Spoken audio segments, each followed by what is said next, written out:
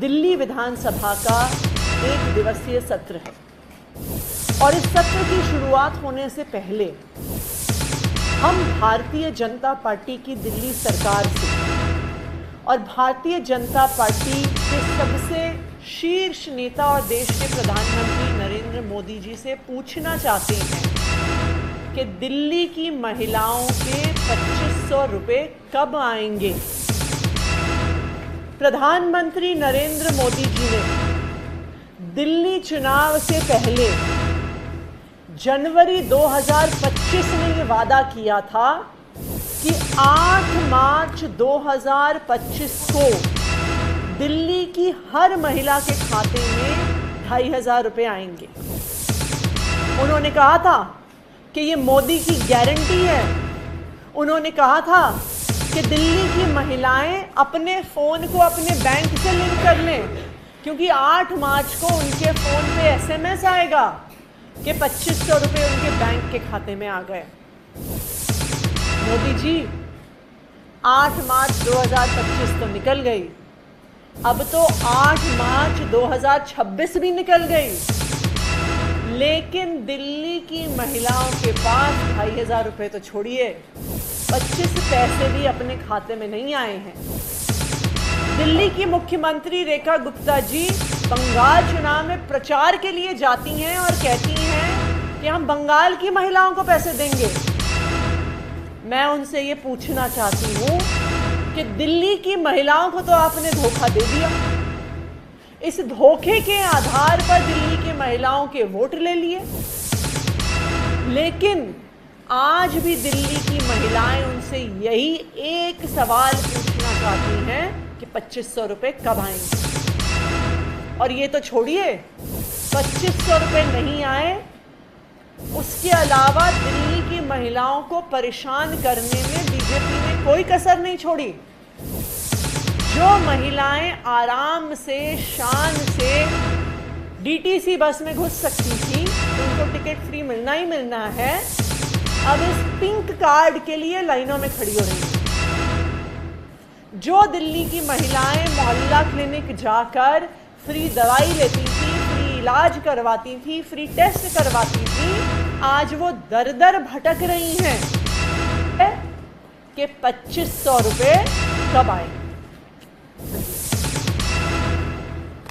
जैसा कि अभी मैडम बता रही थी, लगातार हम देख रहे हैं कि दिल्ली विधानसभा का उपयोग केवल भारतीय जनता पार्टी अपनी तुच्छी राजनीति के लिए। दिल्ली के लोग, दिल्ली की महिलाएं परेशान हैं। दिल्ली की मुख्यमंत्री बंगाल जाकर चुनाव प्रचार में कहती हैं कि बंगाल की महिलाओं को पैसे मिलेंगे। पहले आपने जो प्रॉमिस किया था दिल्ली की महिलाओं को दिल्ली का हिस्सा कब मिलेगा, उससे बातें नहीं कर रहे। एक और झूठ दिल्ली की मुख्यमंत्री बंगाल जाकर कर रही है। तो मैं पूछना चाहता हूँ कि आज 1 दिवसीय सत्र में आप सब लोग वुमेन रिजर्वेशन बिल पे चर्चा करना चाहते हैं, लेकिन वास्तव में महिलाएं सशक्त तभी होंगी जब उनके अधिकार मिलेंगे। आपने जो वादा किया था वो वादा पूरा करेंगे, 2500 रुपये उनके देंगे। आज दिल्ली में बहुत सारी महिलाएं जिनको विडो पेंशन मिलता था, बुजुर्गों का पेंशन मिलता था, आज उनको नहीं मिल रहे हैं। ऐसे में महिला कैसे सबल होंगी। तो मुझे लगता है कि दिल्ली विधानसभा एक ऐसी जगह है जहां दिल्ली की जनता को उम्मीदें रहती हैं कि हमारे विषय पर चर्चा होगी। तो इस तरह की अपनी राजनीतिक कुंठा को पूरा करने की जगह दिल्ली विधानसभा को कम से कम भाजपा ने।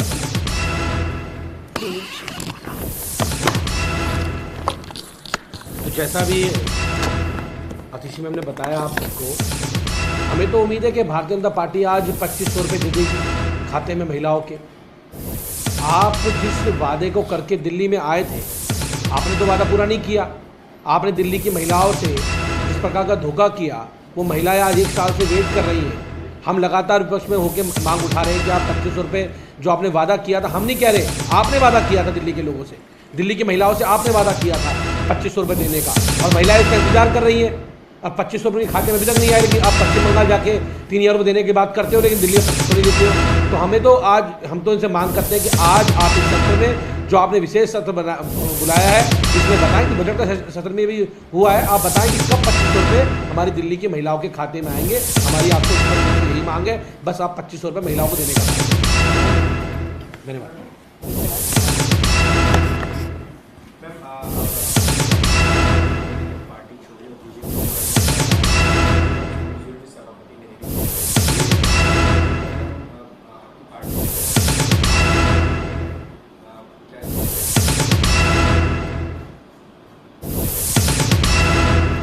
जिस प्रकार से कल राज्यसभा के सचिवालय ने मर्जर की घोषणा करी है, ये बिल्कुल साफ साफ गैर कानूनी है और गैर संवैधानिक है।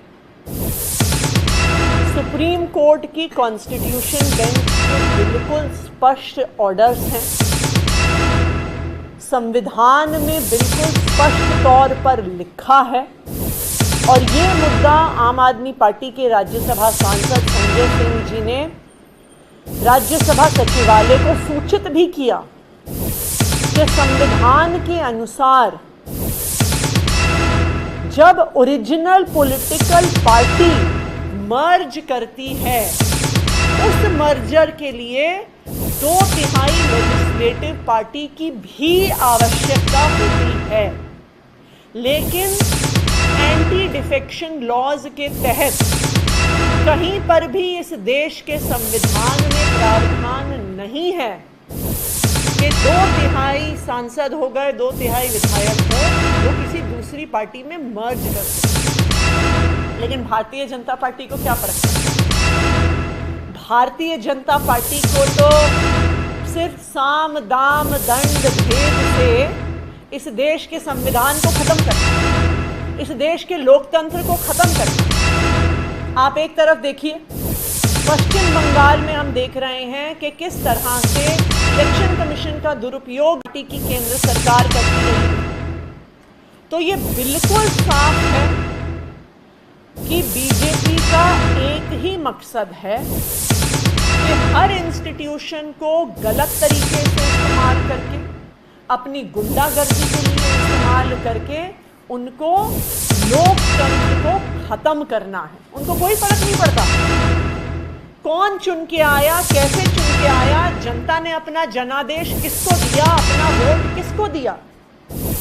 उनको बस तोड़ फोड़ के माध्यम से, खरीद फरोख्त के माध्यम से, साम दाम दंड भेद के माध्यम से बस अपनी सरकार बनानी है और अपनी सरकार चलानी। लेकिन मैं बीजेपी को बता दूं, मैं प्रधानमंत्री नरेंद्र मोदी जी को भी बता दूं कि दुनिया का इतिहास बताता है कि जितना ज्यादा अत्याचार करोगे उतना बुरा अंत होगा। और अब ये बिल्कुल साफ है कि बीजेपी और मोदी जी की राजनीति के अंत का समय आ गया है, इसलिए उनका अत्याचार बढ़ गया है।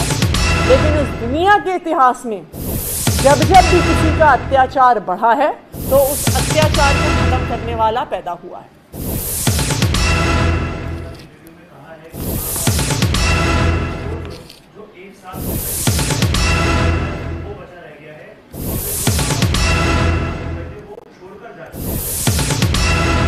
देखिए, बीजेपी ने आम आदमी पार्टी की ऑबिचुअरी पिछले 15 साल में 15 बार लिखी होगी। अरविंद केजरीवाल की राजनीति खत्म हो गई, ये बीजेपी हर 6 महीने में ऐलान करती है। लेकिन आम आदमी पार्टी अरविंद केजरीवाल जी के नेतृत्व में देश की फास्टेस्ट ग्रोइंग नेशनल पार्टी है, जिस पार्टी ने मात्र 10 साल में दिल्ली में सरकार बनाई, 3 बार सरकार बनाई, पंजाब में पहली बार चुनाव लड़के प्रिंसिपल ऑपोजिशन में आए, दूसरी बार लैंडस्लाइड मेजॉरिटी से जीते, गुजरात में विधायक जीत के आए, गोवा में विधायक जीत के आए, जम्मू कश्मीर में हमारा एक विधायक जीत के आया, कर दिया है। इसलिए बीजेपी में और भी सुगबुगाहट हो रही है। क्या पूरे देश ने देख लिया कि किस तरह अरविंद केजरीवाल के खिलाफ साजिश हुई, किस तरह झूठे आरोप लगाए गए, किस तरीके से गलत तरीके से उनको मनीष सिसोदिया, संजय सिंह, विजय नायर को जेल में रखा गया। अब ये पूरा षड्यंत्र देश के सामने आ गया है, इसलिए फिर से ईडी का इस्तेमाल, सीबीआई का इस्तेमाल, प्रताड़ना की कोशिश अब भारतीय जनता पार्टी कर रही है।